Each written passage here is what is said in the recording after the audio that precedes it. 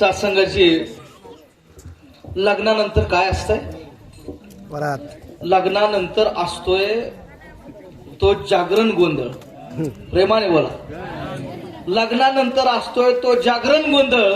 कोकणेजी काल झाला तो गोंधळ, आज आहे ते जागरण. काल झाला तो गोंधळ, आज आहे ते जागरण.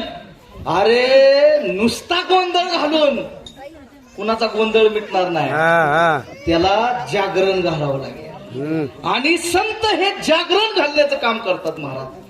आणि खऱ्या अर्थानं तुमच्या समोर संत निरंकारी मिशनच्या माध्यमातून हे सर्व संत महात्मा या ठिकाणी येऊन त्या देवाला जाणून घ्या, त्या परमेश्वराला प्राप्त करून घ्या, त्या परमेश्वराला पहा, त्या परमेश्वराला आपलंसं करा, त्या परमेश्वराची गाठ भेट घ्या हे सांगतायत. याचं कारणच एवढं आहे, संत निरंकारी मिशन महाराष्ट्रामध्ये साधू संतांनी जी समतेची, एकत्वाची, ममत्वाची, जागरणाची जी चळवळ उभा केली, तो पुरण जागरणाचा आवाज घेऊन समाजामध्ये खऱ्या अर्थानं प्रबोधन घडवून आणण्याचं काम कोण करतंय, तर त्याचं नाव आहे संत निरंकारी मिशन. आणि जोपर्यंत सत्संगाची मनुष्य खऱ्या अर्थानं जागा होणार नाही, तोपर्यंत गोंधळ मिटणार नाही महाराज. आज अध्यात्माच्या नावाखाली बऱ्याच गोष्टी समाजात चालू आहेत. अरे हसण्या हसवण्यानं कुणाचं भलं नाही झालं महाराज. हसणं हसवणं अध्यात्माचा उद्देशही नाही. हसू मिटलं पाहिजे, हसू मिटलं पाहिजे. कॉमेडीचे शो बरेच आहे, तो कथा कीर्तन प्रवचन ही कॉमेडीचा शो नाहीये. इथे येऊन हसाल 2-4 मिनिटासाठी.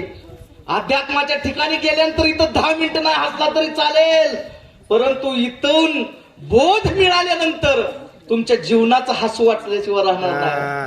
आणि म्हणून खऱ्या अर्थानं साधू संत तुमच्या दारात आलेले आहेत.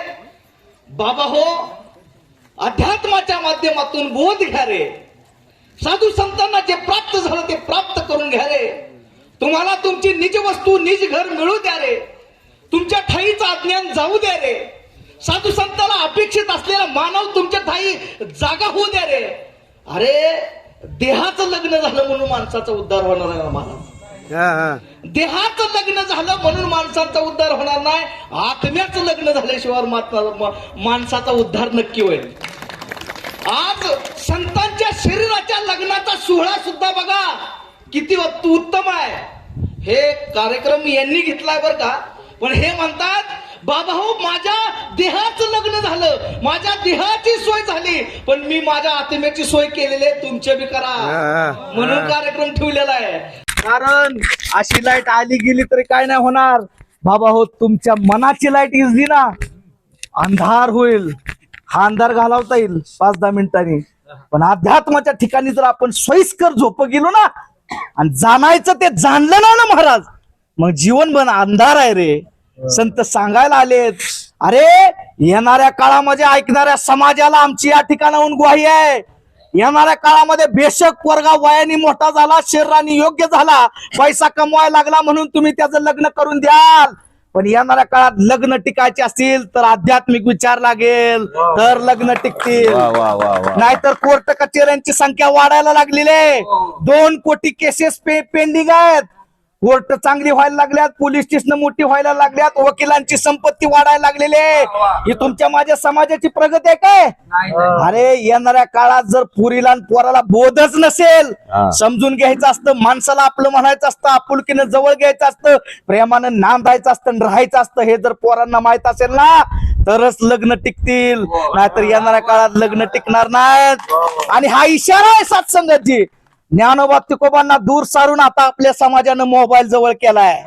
ज्ञानोबा तुकोबाला दूर सारून आता आपण भोंदू बाबांच्या नादी लागायला सुरुवात केलेली आहे.